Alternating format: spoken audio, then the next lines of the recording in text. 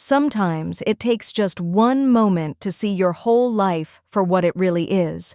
Mine happened at a dinner table, the same table I'd paid for, the same food I bought, the same roof I held up for years. And yet, the people eating beside me didn't see me as family. They saw me as a wallet with a heartbeat.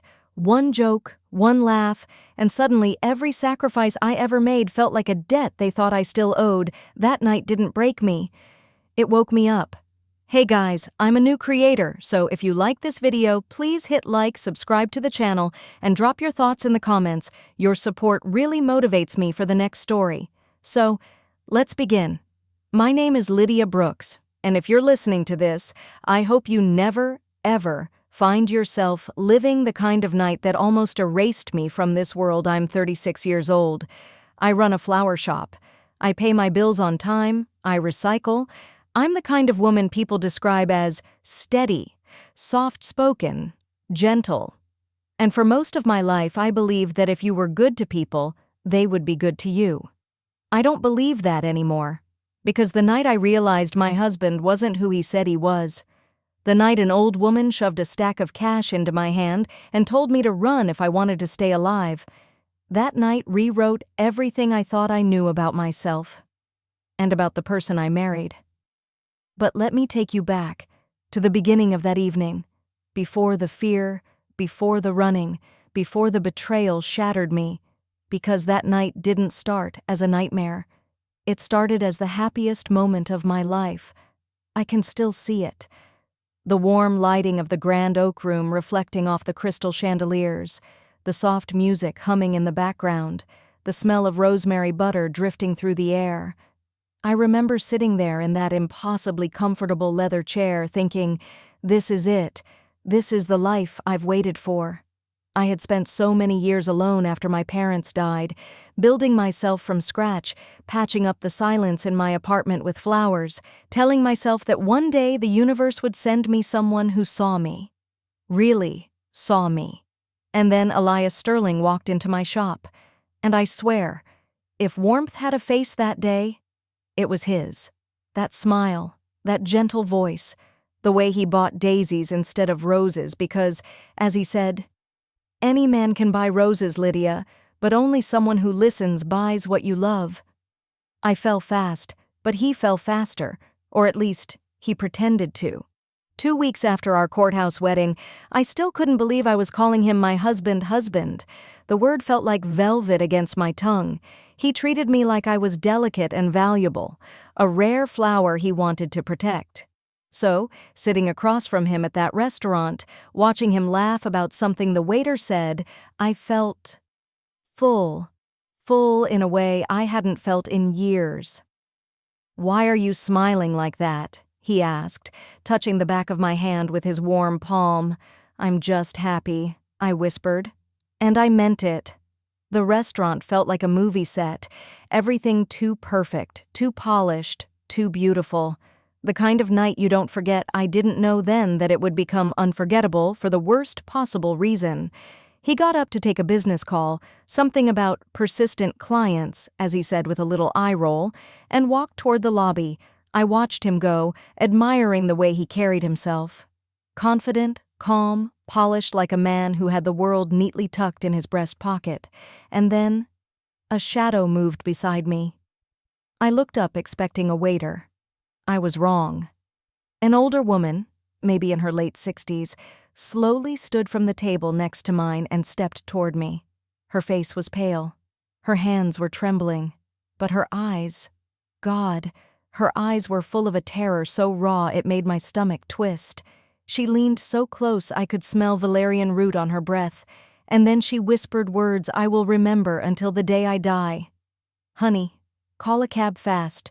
Run through the window in the restroom. I barely saved my own life." Before I could react, she slid something into my palm, a thick wad of cash, tight, heavy, rubber-banded. I stared at it, confused, my heart thudding. "I think you're mistaken," I said softly.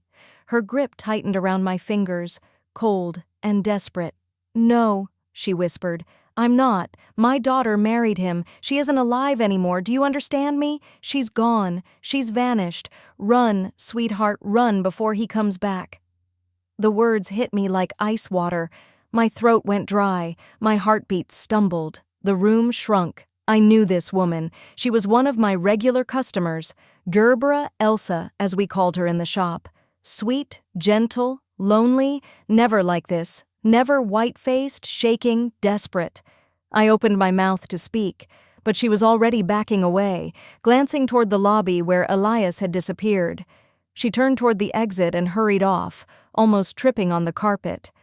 I sat there frozen, my hands numb, the cash heavy in my lap, my mind spinning. What daughter? What story? What warning? What danger? None of it made sense. I tried to swallow the rising panic. Maybe she was confused. Maybe she mistook me for someone else. Maybe... Then the front door opened. 2 men stepped inside, 2 large, bald men in cheap leather jackets completely out of place in that elegant restaurant. They scanned the room with slow, predatory eyes, and then their gaze landed, locked, on me. A cold ripple ran down my spine. I'd never seen them before, but the way they looked at me, the way they started moving toward my direction, made me realize the old woman wasn't confused. She was right. Something was horribly, sickeningly wrong. My breath stuttered. My skin broke out in goosebumps. My instinct kicked in. Something primal, something ancient. Run. Run now. I pushed my chair back so fast it scraped loudly across the floor. My heartbeat burst into my ears.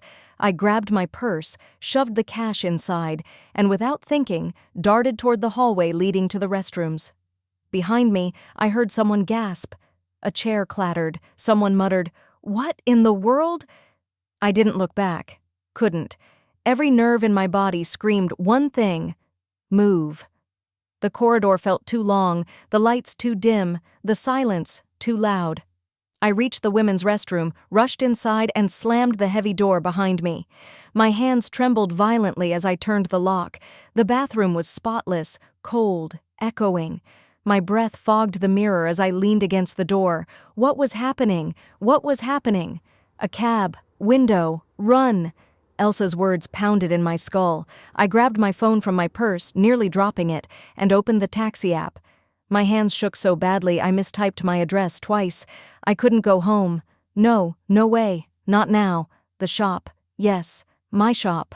It was the only place I felt completely safe. I punched in the address, hit confirm, and waited. It said 3 minutes. 3 minutes felt like 3 lifetimes. I needed somewhere to hide, somewhere silent. I looked for the restroom window. It was small, high, frosted, and barred. Thick metal bars. No escape. Something in my chest collapsed. And then, the worst thing imaginable happened. The lock behind me clicked. Not from my side, from the outside. I froze. The heavy door creaked open a few inches, and standing there, blocking the exit with his massive frame, was the restaurant manager, Victor Sterling, Elias's uncle, the man who had personally greeted him earlier, the man who held his shoulders like they were family. He wasn't smiling now. "Excuse me," I whispered, trying to step around him. He didn't move. "I'm afraid you'll have to wait," he said calmly. His tone was flat, empty, indifferent, and then, that voice, that soft, familiar voice that used to make me feel safe now slid through the crack of the door like a blade. "It's all right," Elias said softly. "My wife is just a little worked up. I'll talk to her myself." I went cold, completely cold, because the voice I heard wasn't warm, it wasn't gentle, it was practiced, performative, deceiving. Something in his tone made my stomach flip with dread. Victor stepped back and shut the door, and then I heard it, a dry, metallic sound that sliced straight through my chest, a key turning in the lock, locking me in. My knees nearly buckled. My husband, the man I adored, the man I trusted, the man I had married 2 weeks ago, had locked me inside a bathroom with 2 strangers watching from the dining room and an old woman's warning screaming in my head. Something inside me broke open. A crack, a truth, a terror. And with it came one terrifying realization. I didn't know the man I married. Not at all, not one piece of him. Someone knocked softly on the door. Then a gentle, controlled voice said, "Lydia, please open up."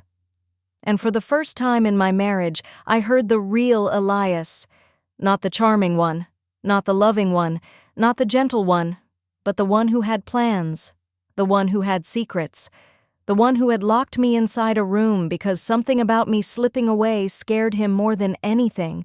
My breath shook out of me in a trembling whisper, and I understood something with absolute clarity. Whatever life I thought I was building, whatever future I believed I had, whatever love I thought I found, it was all a lie and I was trapped in the middle of it. The first thing I noticed wasn't the sound of his voice. It was the silence between each syllable. That silence scared me more than anything. "Lydia," he said again, softer this time, almost patient, almost coaxing. "Please open the door." My breath came out shallow and sharp. I pressed my back against the cold tile wall and stared at the door like it was something alive, something with a will of its own. He jiggled the handle gently, not to break in, just to remind me he was there, watching, waiting. My voice barely worked. "What are you doing?" I managed to whisper. A pause, a quiet sigh through the wood. "I think you're overreacting," he said smoothly. "Let's just talk." Talk. That word suddenly felt dangerous because the old woman's warning rang in my chest like a fire alarm. Run if you want to stay alive. I swallowed hard, fighting the panic rising in my throat. "I'm not opening the door," I said, surprised at how steady my voice sounded. He chuckled, a soft, calculated sound that should have comforted me but instead made my skin crawl. "Sweetheart." He always called me that when he wanted something. "When have you ever been afraid of me?" That sentence landed like a punch. I didn't answer. I couldn't, because suddenly, painfully, I realized I didn't actually know if I should be afraid of him. Maybe I always should have been. The lock clicked again, this time firmer. "Lydia," he said, voice slipping into a tone I had never heard before, the kind people use with frightened animals or disobedient children. "Don't make this into something it's not." My heart slammed against my ribs. I turned and scanned the bathroom. No windows, no vents, no second door. Just me. 4 tiles, a sink, a mirror, a man outside who no longer felt like my husband. My phone buzzed. I nearly slipped on the tile, reaching for it. The taxi app said, "Your driver is arriving now." A flicker of hope lit in my chest, until I heard heavy footsteps suddenly rushing down the hallway outside deep, fast, urgent, and then, "Sir, I think she's in here." It was one of the 2 bald men from the dining room. My stomach plummeted. Another voice, Victor's, answered in a hushed, stern tone, as if they were trying not to draw attention. "Is he sure she saw us?" "I don't know," the second man said, but Sterling said not to let her leave. Not to let her leave. My knees nearly buckled. What the hell is happening? Why can't I leave? What do they want? What did I marry? Elias's voice cut through the whispers. "Everyone calm down. She's overwhelmed. She'll open the door." He said it like he believed it, like he expected me to obey, like he knew I always had. But not tonight. Not this time. I backed up toward the far wall, gripping my phone so tight my hand shook. "Lydia." His tone sharpened. "Open the door. Right now." My chest tightened. I could barely breathe. "No," I whispered. Silence. Then a slow, chilling exhale on the other side of the door. "Okay," he murmured. "If that's how you want to play it." A tapping sound followed, metal against metal. He was trying different keys. I realized something horrifying. He didn't intend to wait. He intended to get in. I stumbled back again, hitting the wall behind me. My mind raced. I couldn't overpower him. I couldn't outrun him in here. I needed something, anything, to defend myself. My eyes darted around and landed on the stainless steel trash can lid leaning under the sink. It wasn't much, but it was something. I grabbed it, holding it like a shield. The lock rattled loudly now, forcefully, urgently. Then, "Is the cab for you?" A woman's voice. Soft, worried. I froze. The knock wasn't coming from the bathroom door. It was coming from the side hallway door leading toward the back service entrance. My head snapped toward the small hallway window in the bathroom door, a tiny glass panel that offered a sliver of the corridor. Through it, I saw her, a middle-aged waitress I'd barely noticed earlier, standing nervously with her phone in hand. She whispered to me through the side of her mouth, "Did you call a taxi? There's a car waiting at the back exit asking for someone named Lydia." My pulse shot through my veins. "Yes," I whispered frantically. "Yes, that's me." Her eyes darted behind her as if she was checking to make sure no one heard. "Come with me now, before they see." I didn't think. I moved. I shoved my phone and the cash deeper into my purse, dropped the metal lid silently to the floor, and unlocked the bathroom door. Elias's voice exploded instantly. "Lydia, don't—" But I didn't wait. I yanked the door open, grabbed the waitress's hand, and ran. We tore down the narrow hallway, heels hitting tile, breath ripping out of our chests. Behind me, "Stop her!" Heavy boots pounding, chairs scraping, someone yelling my name like a threat. "Faster!" the waitress whispered sharply. "Go, go, go! Straight through that door!" We burst through the back exit into freezing night air. The smell of rain hit me. The alley was dark, except for one car idling near the dumpster. The headlights flashed twice. My taxi. But no, not a taxi. A black sedan. A man leaning against it flicked his cigarette away when he saw me. "You Lydia?" he called. I froze dead in my tracks. Something in his tone, the casual aggression, the roughness, didn't match a taxi driver. The waitress squeezed my arm. "That's not a cab," she whispered, horrified. "That's one of Sterling's men." Ice ran through my veins. Behind me, the door slammed open. Elias's voice roared, "Lydia!" I didn't think. I ran. I sprinted down the alley, my boots slamming against wet pavement, hair whipping behind me. The sedan door flew open. The man lunged toward me with frightening speed.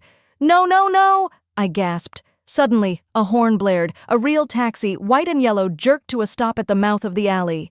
The driver leaned out the window, confused but alert. "Lydia Brooks!" he shouted. "Yes, yes!" I screamed. "Get in!" I didn't even look behind me. I dove into the back seat and slammed the door shut. "Go!" I cried. "Please, just go!" He didn't ask questions. He hit the gas hard, tires screeching on wet asphalt. Through the back window, I saw them. Elias, Victor, the two bald men, all spilling into the alley, all looking furious, all watching the cab disappear into the street. Elias's face, his perfect, gentle, loving face, twisted into something dark and feral as he mouthed a single word at me across the distance. "Run!" We drove 3 blocks before I could breathe, 5 before I stopped shaking, 10 before words finally came out of my mouth. "Please, take me anywhere safe." The driver glanced at me through the mirror, his brow furrowed with concern. "You in trouble?" Tears burned my eyes. "Yes," I whispered. "I think my husband is dangerous." He didn't question it. He just nodded. "Where do you need to go?" "My shop," I said. "Brooks Floral, on Mason Street." He turned onto the highway. Lights streaked past us in blurs of yellow and white. My pulse finally began to slow. But the quiet inside the cab wasn't comforting. It was suffocating. I opened my purse with trembling fingers and pulled out the cash bundle Elsa had shoved at me. There was a note under the rubber band, a torn, half-crumpled hotel receipt. 4 words scrawled in uneven handwriting. "He isn't who he says." A chill swept through me. "What are you hiding, Elias?" I whispered. The driver's voice gently cut through my spiraling thoughts. "You got somewhere safe tonight, miss?" "My shop," I said again, gripping the strap of my bag. "It's the only place." He nodded slowly. "You want me to wait after I drop you off? Make sure no one followed?" The kindness in his tone nearly broke me. "Yes," I whispered. "Please." He parked in front of my flower shop. The familiar green awning, the faint glow of the closed sign, the smell of night-blooming jasmine drifting from the planter boxes. It had always felt like a sanctuary. Tonight, it felt like a lifeline. I unlocked the door with shaking hands, slipped inside, and flipped on the backlight's rows of roses, lilies, peonies, carnations, all standing quietly in their vases as if watching me, waiting, listening. I locked the door behind me, deadbolt, chain, latch. Then I slid to the floor and sobbed, the kind of sob that comes from somewhere deep, somewhere ancient, somewhere aching, because until that moment, I didn't fully understand the truth.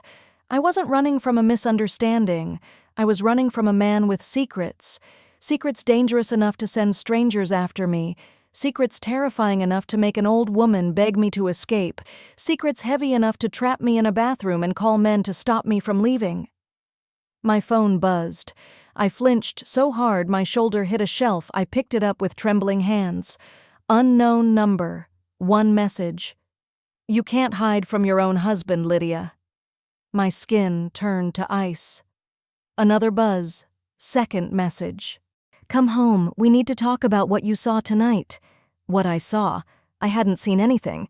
At least, I didn't think I had. But maybe I had. Maybe I'd stumbled into something without knowing. Maybe Elias was afraid of what that old woman told me. Maybe. The phone buzzed a third time. "And Lydia, if you go to the police, you won't like what they find." My breath stopped in my chest. That was not a warning. That was a threat. And the worst part? I didn't know if the danger was from him or from whatever life he was hiding behind that gentle smile. My tears stopped instantly. I wiped my face. I stood up. I locked the door again even though it was already locked. And for the first time in my marriage, I understood exactly what Elsa meant when she told me to run because my husband wasn't trying to bring me home. He was trying to contain me, control me, keep me quiet. And if I didn't find out why, if I didn't uncover the truth, I wasn't going to survive whatever came next. For a long time, I didn't move. I stood there in the dim back room of my flower shop, cold tile under my feet, the faint hum of the walk-in cooler buzzing in the corner, a single bulb flickering overhead, and I felt something I'd never felt before. I wasn't safe in my own life, not in my marriage, not in my home, not even in the quiet little shop I'd built with my own hands. My phone buzzed again. I didn't look at it. Couldn't. Every vibration felt like a shock against my ribcage. I turned slowly toward the wall of flowers, buckets of hydrangeas, tulips, ranunculus, all perfectly still, perfectly innocent. The irony wasn't lost on me. Flowers were the only things in my life that had never lied. I walked toward the back counter, my fingertips brushing petals as I passed, a grounding habit, something I'd always done on stressful days. Tonight, my entire body trembled. I set my purse down, unzipped it, and pulled out the cash bundle that Elsa, the old woman, had forced into my hands. I peeled the rubber band off and counted. 1, 2, 5, 8. $1,000 bills. $1,000. Why would a stranger hand me $1,000 and tell me to run for my life? Why would she say she barely saved her own? Why would she mention a daughter who vanished? My chest tightened again. I grabbed my phone, hands shaking, and scrolled through my contacts until I found her name, Elsa Hargrove. I had her number saved from past flower orders. I pressed call. It rang once, twice, 3 times, 4, a click, but not her voice. A man, a slow, stern voice. "You calling for the woman who owns this phone?" he asked. My throat locked. "Yes," I whispered. Is Elsa okay?" A heavy silence stretched. Then, "She died last night." My breath caught. My stomach dropped. My voice disappeared. "She was found in her apartment," the man continued. "No signs of forced entry. A fall. That's what they're calling it. Fall. They always called it a fall." But my heart screamed the truth. "She told me something," I whispered. "She warned me." "Don't say anything over the phone," the man said abruptly. His voice sharpened, like he'd just stepped closer to the receiver. "Who is this?" I swallowed hard. I'm Lydia. I run the flower shop she used to visit." Another pause. Then his tone shifted. Not softer, but more measured.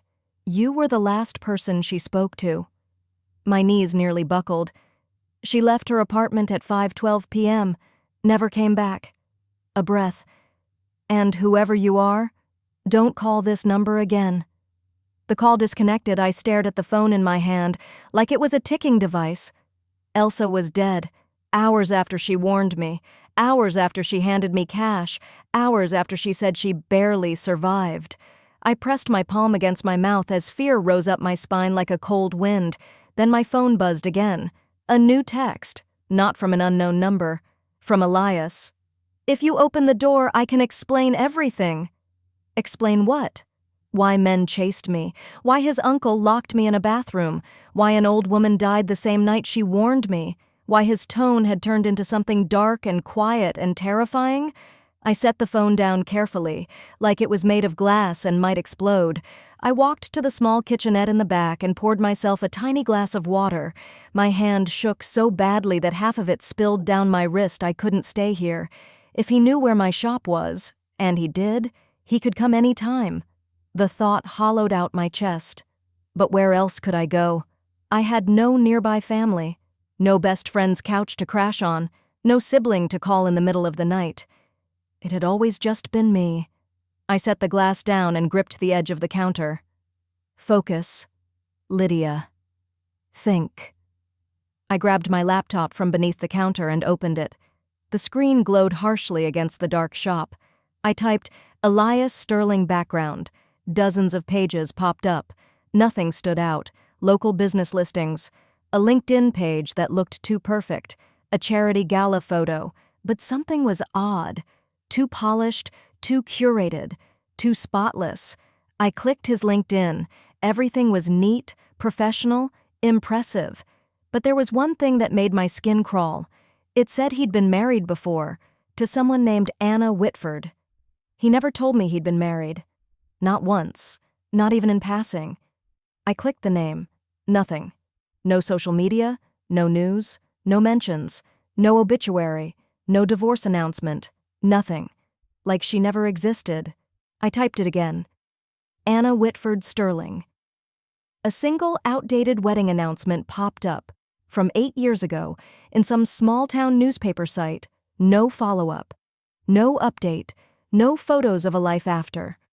My mind raced back to what Elsa had said. My daughter married him. She isn't alive anymore. My pulse jumped like it was slamming into my ribs.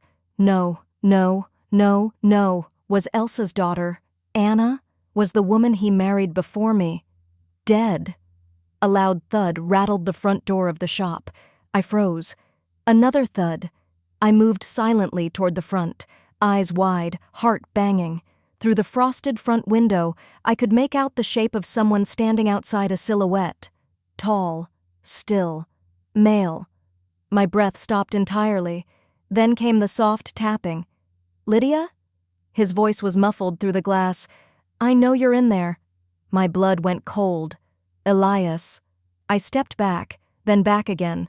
The tapping turned into knocking, then pounding, not violent, controlled, calculated, measured. Open the door, he said. We need to talk. I didn't answer. Lydia? I'm not angry. His voice was so calm it made my skin crawl. But you running like that, the old woman scaring you, that's not your fault. Another knock. You didn't know what you walked into. Walked into what? What world was I suddenly standing in? I backed up slowly, keeping my eyes on the door. His shadow moved, leaning closer, peering inside. Sweetheart, I know you're frightened, but you're misunderstanding everything. Let me in. I whispered to myself, no, not again, never again. Then I stepped backward, and my heel hit a bucket. The metallic clatter echoed through the shop. The knocking stopped instantly, then a dark, slow voice. There you are. I swallowed a scream. I ran. I sprinted through the back hallway, heart hammering, legs shaking. I grabbed my jacket, purse, laptop, everything I could hold, and I bolted toward the emergency exit. The cold outside air hit me like a slap. I raced across the alley behind my shop. A raccoon darted past me. A car alarm chirped faintly in the distance. I didn't stop running. Not until I rounded the back corner and dove behind the dumpster to hide. My breath was ragged, my palms were slick, my entire body shook violently. I pulled out my phone. No calls, no messages. Good. I needed one thing. One desperate, fragile thing. A safe place to hide. I racked my brain. Where could I go that Elias would never think of? Where could I vanish for one night? Then it hit me. The old storage greenhouse I rented for overflow plants on the edge of town. No one knew about it. Not even him. I stood up slowly, hugging the wall, peeking around the corner. My shop was quiet. The front door was still. The street silent. Maybe he'd left. Maybe he thought I ran the other way. Maybe. A figure stepped out of the shadows near the front door. I slapped a hand over my mouth. It wasn't Elias. It was one of the bald men from the restaurant. He was scanning the street. Looking, searching, hunting. My blood turned to ice. This wasn't panic. This wasn't shock. This wasn't misunderstanding. This was an operation, a coordinated effort. They were trying to find me, my husband, his uncle, those two men, and whoever else belonged to whatever Elias was involved in. I backed away silently, keeping to the shadows, and slipped down the alley toward the deserted industrial road behind the shop. A single street lamp flickered overhead. Cold wind whipped at my hair. I walked fast, then faster. My heart pounded so hard it felt like my ribs might crack. When I reached the end of the block, I broke into a full run again, sprinting toward the old greenhouse 2 streets over. But before I got far, my phone buzzed in my pocket. A text from an unknown number. "We're not trying to hurt you. We just need you to come home." My lungs seized. Another message followed instantly. "Running makes everything worse." A third, "We need to talk about Anna." My knees buckled. They knew what I was searching for. They knew I found her name. My breath came out in a sharp gasp. I dropped my phone onto the pavement like it was burning my hand. A car engine turned over behind me. Headlights cut through the dark. A black SUV pulled slowly onto the road from the direction of my shop. My panic exploded.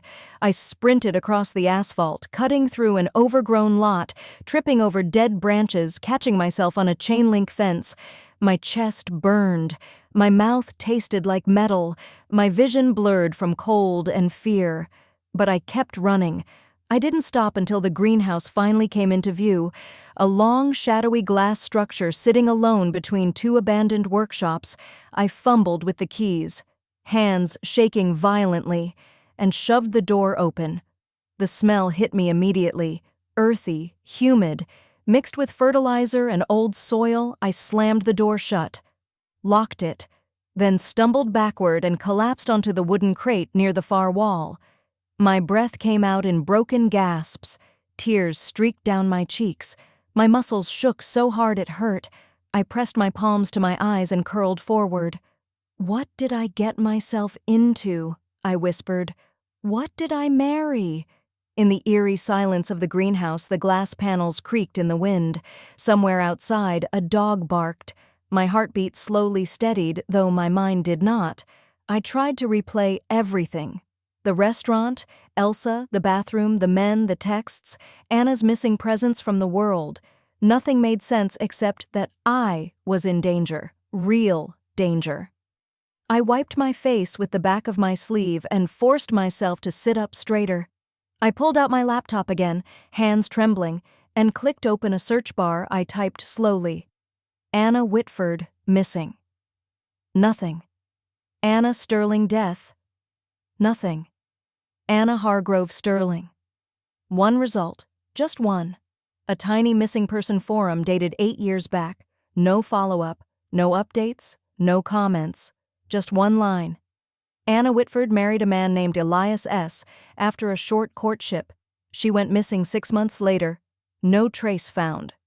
6 months. I felt sick. I looked at the date again. 8 years ago.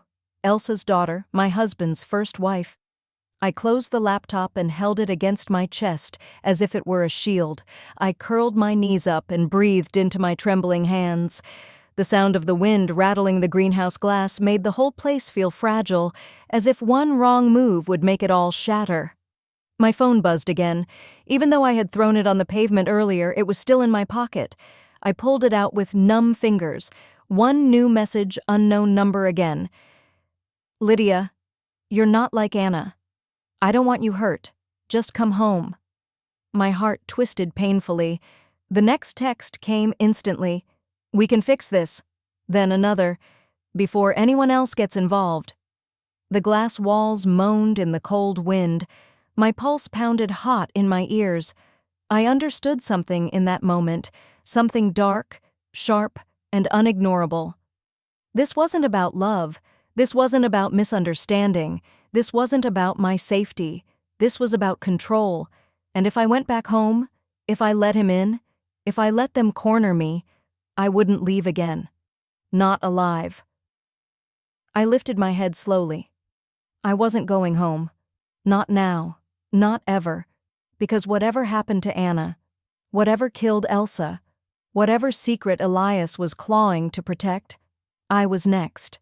And if I didn't uncover the truth, I was going to disappear just like the woman before me. I didn't sleep, not even for a minute. I sat in the farthest corner of the greenhouse, knees pulled to my chest, back pressed against a stack of empty soil bags, and watched the darkness outside the glass panels, waiting for a shadow to move, waiting for boots to crunch on the gravel, waiting for the creak of the greenhouse door, waiting for Elias's voice. Every small noise made my heartbeat spike, the faint tapping of branches, a distant truck on the highway, the hum of a street lamp flickering on the road behind the fence. I kept checking my phone every few minutes as if expecting another text to pop up, but after the last message, before anyone else gets involved. Everything had gone silent, too silent, and silence from him felt worse than the knocking on my shop door. At around 5 a.m., the sky shifted from black to a murky gray. A thin ribbon of cold light crept across the concrete floor. I dragged myself to my feet, my whole body stiff and aching. I needed to get out of here. But before I could even think of a plan, I heard something outside. A car, not passing by, stopping, right outside the greenhouse. My breath froze in my throat. I crept behind a large metal rack of planters and peeked through the dusty glass. A white sedan. Not the black SUV from last night, not Elias's car. This one looked older, less polished, something a teacher or a nurse would drive. For a moment I wondered if it was just someone lost. Then a woman stepped out. Blonde hair, nervous hands, a light jacket thrown over scrubs. And I recognized her immediately. Val, my assistant from the flower shop. She scanned the greenhouse, her eyes wide, as if she wasn't sure she'd find me here. She took one step forward, her voice barely above a whisper. Lydia, are you inside? My throat tightened. She found me. But how? I waited a second too long. Please, she whispered again. I'm not with them, I swear. I came alone. Her voice cracked on the last word. It didn't sound rehearsed. It didn't sound forced. It sounded like someone scared out of her mind. Still, trust wasn't something I could hand out freely anymore. I stayed silent. Val approached the door slowly, her hands raised a little in the air, as if approaching a frightened animal. I thought you'd come here, she said softly. You mentioned once you kept extra stock in an old greenhouse behind the industrial strip. Elias asked me if I knew places you like to hide. A trembling breath. I lied. I said no. That made my stomach twist. I knew he'd come for you, she continued, and I knew he wouldn't stop. I stepped out from behind the planters slowly. Revealing myself at the far end of the greenhouse, Val gasped with relief. Oh my God! Lydia, are you okay? No, I wasn't okay. Not even close. But I nodded stiffly. She hurried inside and shut the door behind her, locking it the way I had earlier. Then she ran to me and wrapped her arms around me before I could react. Her hug was trembling. Her whole body shook. I thought he had you, she whispered, her voice cracking. I thought you were dead. I pulled back, staring at her. What do you know, Val? Tell me everything." She swallowed hard and took a step back, wringing her hands. "I didn't realize who Elias really was," she whispered. "Not until yesterday." "What happened yesterday?" She looked at me, eyes brimming with guilt. "He came to the shop. He said you had run away, that you'd had a breakdown, that you were confused and acting dangerously. Of course he did. That's when I realized something was wrong," Val continued, "not because of what he said, but because of how he said it." "How?" I whispered. She hesitated, then spoke in a low, shaky voice. "He wasn't worried, Lydia. He wasn't heartbroken. He wasn't even angry." A swallow. "He was calculating." My chest tightened painfully. I sank down onto an overturned bucket and pressed a hand to my forehead. Val crouched in front of me. "Lydia," she whispered, He told me that if I saw you, if I heard from you, I needed to call him immediately because he couldn't let you ruin everything they've worked for." My blood ran cold. "Did he say who they are?" Val nodded, fear flickering across her face. "His mother, and someone else, someone higher up. He didn't say a name, but he said they're all connected, that they've cleaned up messes before." Cleaned up before? I felt like I might vomit. Val sat beside me, her hands trembling. That's when I panicked. I remembered Elsa, what you said about her warning you. And then, later that night, I heard she died. Tears spilled onto Val's cheeks. I knew it wasn't a coincidence. I stared at the glass panels, at the fading night sky, and whispered, "They killed her."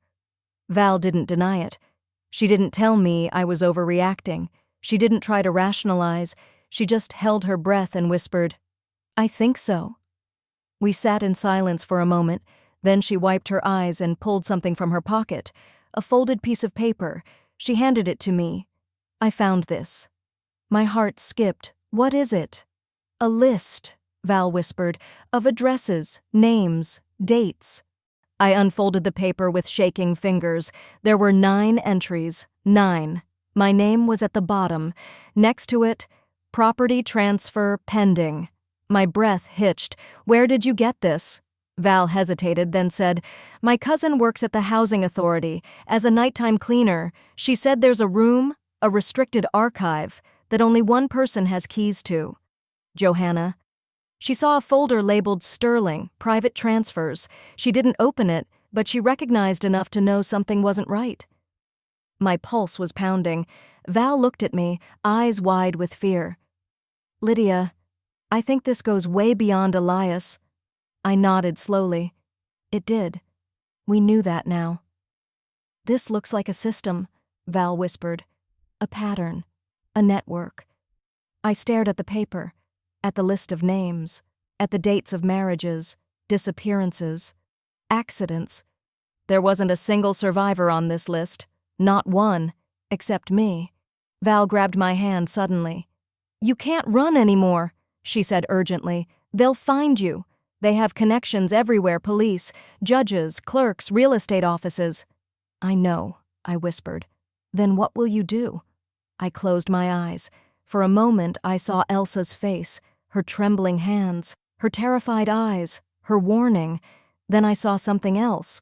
A courtroom scene, a conference stage, a podium, microphones, and Johanna Sterling, smiling, powerful, untouchable, unless someone made her touchable. "I'm going to expose them," I whispered. Val's face went pale. "Lydia, that's suicide. Maybe. But it's the only way out." She stared at me as if trying to understand something I hadn't said aloud. Then her eyes widened. "There's a citywide housing ethics forum tomorrow," she whispered. "Johanna is receiving an award there." I blinked. "What?" "Yes, I saw it on the city website. The mayor will be there. Council members, press, reporters, cameras everywhere." My heart thudded violently. "All the people who protect her," I whispered, "and all the people she can't protect herself from in front of a live audience." Val's voice had a tremor of hope. "You could show the list there. You could read the names. You could talk about Elsa, about Anna, about the fake contracts, about your apartment, about the deaths." I whispered. Val nodded, eyes shining with fear and possibility.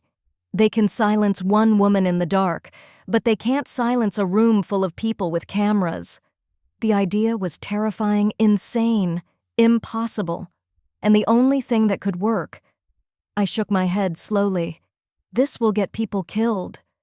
People are already dying, Val whispered back. Her voice cracked. Anna died. Elsa died.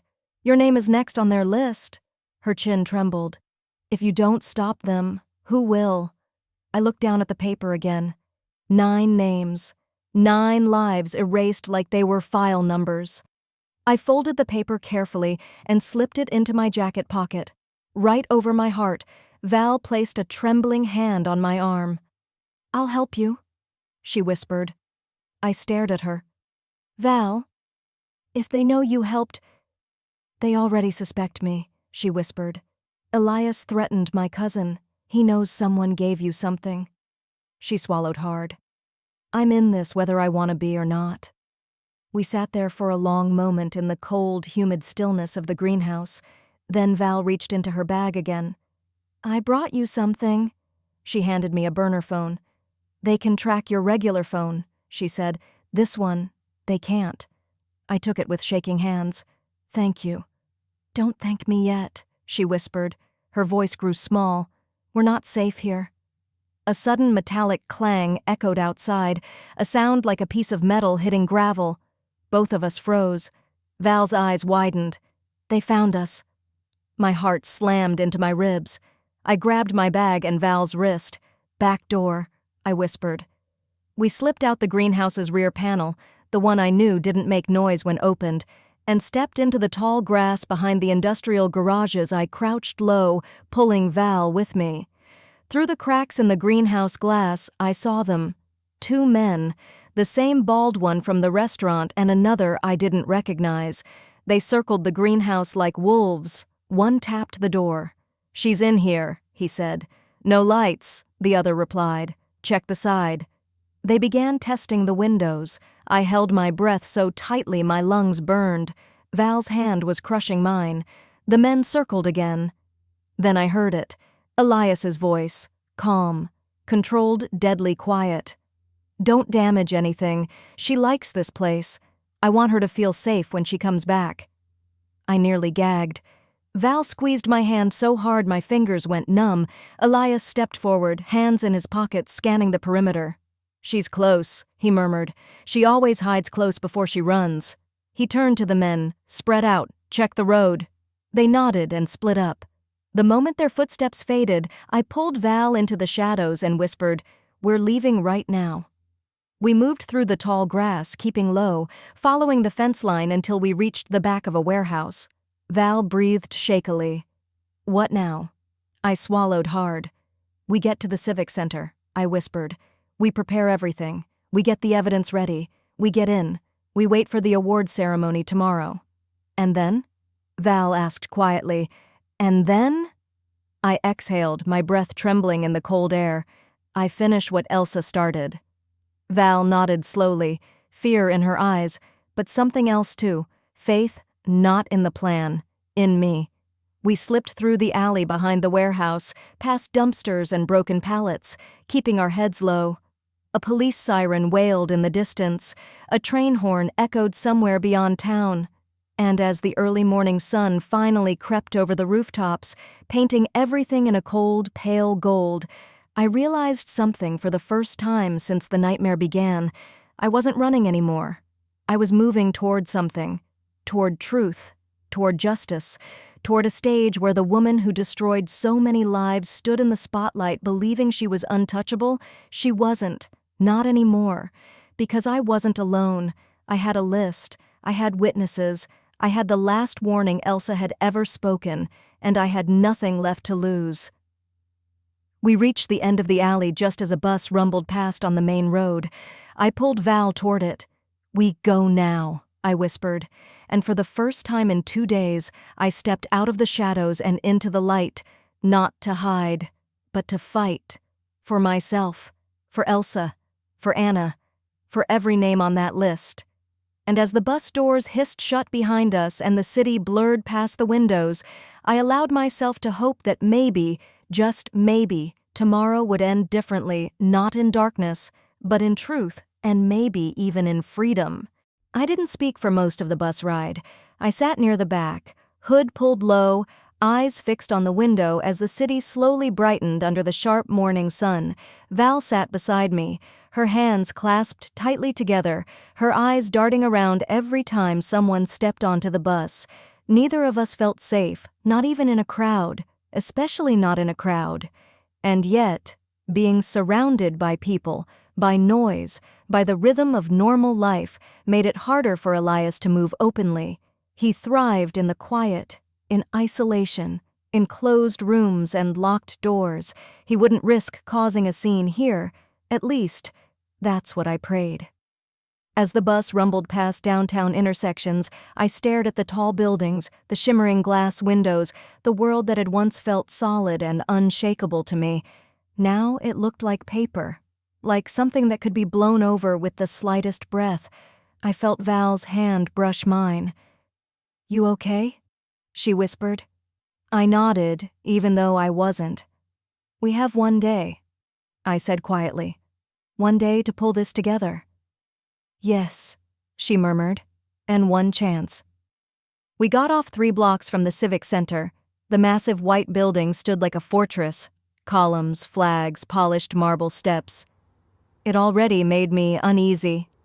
Too official, too guarded, too close to the people who could bury the truth if they wanted to.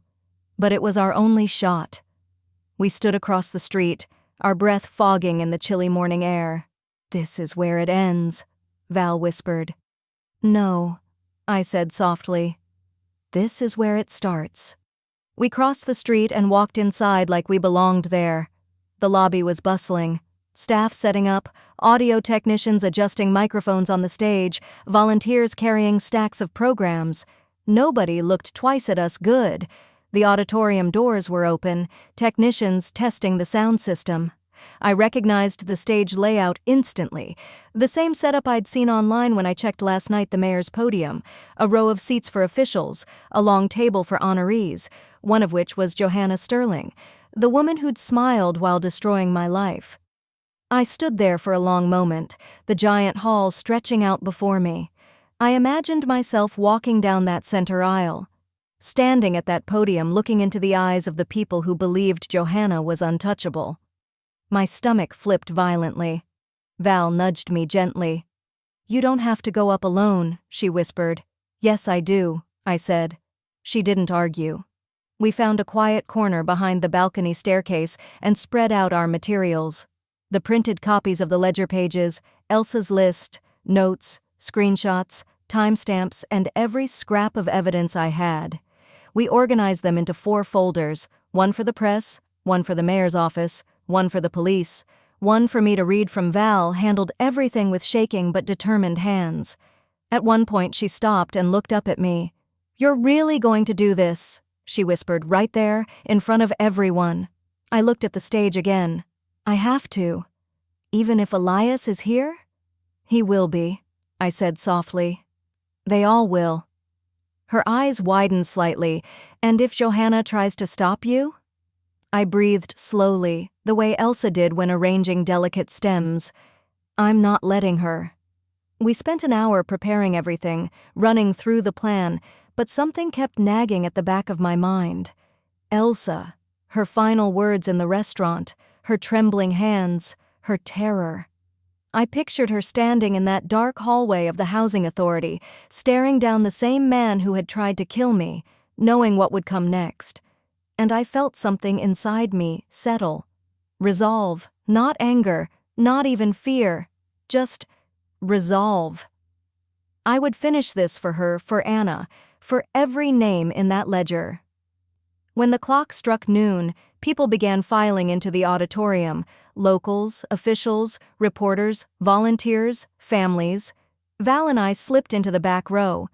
People chatted, laughed, checked their phones. They had no idea that the woman about to be honored had destroyed 9 families. No idea how deep the corruption ran. No idea how close evil had been sitting to them all these years. A group of officials entered first, then staff, then photographers, then the mayor, then… There she was, Johanna Sterling, in a pale blue suit, pearls around her neck, carrying herself like she was royalty elegant, respected, untouchable. People clapped as she entered, clapped for the woman who orchestrated death like it was paperwork, clapped for the woman who had smiled at me while stealing my home, clapped for the woman who had looked at me with frozen pity. Before grabbing my arm like I was a prisoner, my stomach twisted, then, behind her Elias, my chest tightened.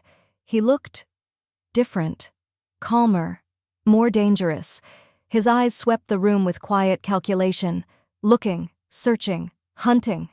I ducked my head, heart slamming. "Stay focused," Val whispered.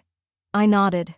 The program started, music played, the mayor gave a long speech about service to the community, then another official talked about housing reform, then came a video montage of Johanna's achievements. People applauded again. I looked down at my folder, and I felt something shift in me, not fear, not hesitation, just clarity. This was the moment. There wouldn't be another. I stood. Val's eyes widened. "It's time," I whispered. "You're ready?" "No," I admitted softly, "but I'm doing it anyway." I stepped into the aisle, walked down the long stretch of carpet. One step, another. I could feel eyes turning toward me, confusion, curiosity. And then Elias saw me. His entire body froze, his face changed, from boredom to shock to fury to something far darker. He stood up instantly. Johanna turned too, eyes narrowing. Security stirred. The mayor paused, confused, noticing the growing tension. My footsteps echoed in the microphone. Silence 30 feet. 20. 15. 10. Then a voice near the front row spoke loudly. A voice I recognized from the story Val told me. A man stood, blue worker jacket, tired eyes, grief-worn face. "My father's name is in that ledger," he said. The room went silent. Absolute silence. Every head turned toward him, then toward me, then toward Johanna. The mayor frowned. Security looked uncertain. This was the break I needed. This sliver of hesitation, I walked straight up to the stage steps. 2 guards moved to block me. "Ma'am, please!" The man in the work jacket shouted again. "Let her speak!" It was enough. Security hesitated. I stepped past them, climbed the stairs, walked onto the stage. Johanna's face drained of color. Elias surged forward, but others grabbed him. Confused, I approached the podium and lifted the microphone. My hands didn't shake. "My name is Lydia Brooks," I said. My voice echoed through the hall. Strong, clear, unbroken. Every whisper died instantly. I could feel hundreds of eyes on me. Elias's voice bellowed, "She's unstable! She's lying! He was drowned out by the noise of reporters raising their cameras. I looked straight at Johanna. "This woman," I said, holding up the folder, "stole my home, falsified documents, blocked my accounts, and tried to have me institutionalized, after her son tried to trap me in a locked room." Gasps rippled across the hall. I turned the first page toward the audience. "This is their ledger," I said coldly. 8 names, 8 lives, 8 deaths or disappearances, 8 properties transferred into their hands. A murmur started. A low, growing wave of horror. "Number 3, I continued, voice cracking, "is Vera, Elsa's daughter." A man stepped into the aisle holding a portrait. Vera's smiling face, lit by the stage light. People gasped. Some covered their mouths. "She was told it was an accident," I said. "It wasn't." Johanna tried to stand, but 2 officials held her back. I read another name, then another, and another. Each one like a stone dropping into a silent pond. By the time I reached the 9th, my own, the room was dead quiet. Then I lifted the final page, the one that said, "In progress." "This is what they planned for me," I whispered, "and this is what they've done to every woman before me." The mayor stood abruptly. "Is this true?" Reporters swarmed the stage, cameras flashing. Even security looked frozen. Johanna tried to speak. Nonsense, excuses, threats. But the room drowned her out. Finally, one voice rose above the chaos. The stern voice of the chief of police. "Officers," he commanded, "detain Johanna and Elias Sterling for investigation into fraud, conspiracy, and possible homicide." Elias erupted, "No, she's lying!" He lunged toward the stage. 3 officers tackled him instantly, wrestling him to the ground. Johanna screamed, "Do you know who I am? I run this department." "Not anymore," the chief said coldly. Handcuffs clicked shut around her wrists. Elias was dragged out, snarling, his eyes locked onto mine, filled with a hatred so sharp I felt it in my bones.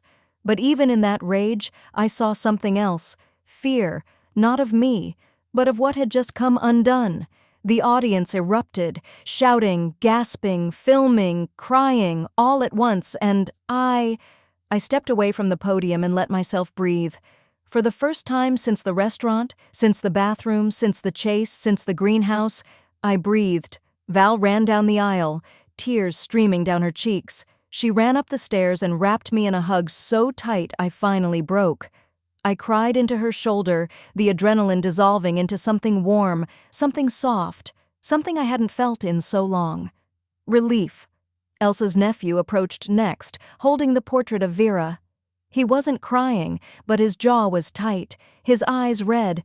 "Thank you," he said softly, "for giving my sister her truth." I nodded, unable to speak. The next few hours blurred into chaos. Police interviews, statement recordings, reporters swarming, people hugging me, thanking me, asking me questions. But through it all, I felt strangely steady, stronger, rooted, like a flower that had finally broken through a crack in concrete and felt sunlight again. 2 days later, the district attorney announced formal charges against Johanna and Elias and suspended 5 others in the housing authority. The ledger copies I'd provided became the backbone of a massive investigation. People began coming forward, families of the victims, neighbors, friends, clerks who had noticed something odd but stayed quiet. The city trembled as the truth finally spread. I got my apartment back. When I opened the door, my door, the stale smell of that strange woman's cooking still lingered, but I didn't cry. I opened the windows wide. Then I went to my shop and picked up white lilies, eucalyptus, and baby's breath. My hands moved on their own, trimming stems, arranging blooms, breathing life into the bouquet. I placed it in the center of my living room and whispered, "For Elsa." Then another, "For Vera." I stood in my reclaimed home surrounded by flowers and let peace settle into my bones. A quiet, fragile peace. A peace I'd earned. A week later, I returned to the Civic Center not as a victim, but as a guest speaker for a memorial honoring the victims. When I stepped on stage again, the applause felt different. Soft, respectful, full of warmth. I spoke about strength, about survival, about how the smallest shred of truth could shatter the darkest deception. And when I walked off stage, I felt lighter, free, truly free. That night, I recorded a message for my channel. My hands trembled slightly over the keyboard, but my voice didn't. I walked out of that auditorium with my hands still shaking. But for the first time in days, I could breathe again. Everything I'd been through, the fear, the humiliation, the moments when I thought my life was over, brought me to one simple truth. Sometimes the people who smile the widest hide the darkest intentions, and sometimes the smallest act of courage, even when you feel broken, is enough to turn everything around. If you're listening right now and you're going through something that feels impossible, I want you to remember this. You are stronger than the trap you're in, and there is always a way out. Always. Hope has a way of finding those who refuse to let go. When I finished recording, I sat in silence looking around my apartment, my home, and felt a warmth spread through me. I had survived. I had exposed them. I had honored Elsa. And I had reclaimed my life. Slowly, carefully, I closed my laptop and whispered to the empty room, it's over. And this time, for the first time, it truly was.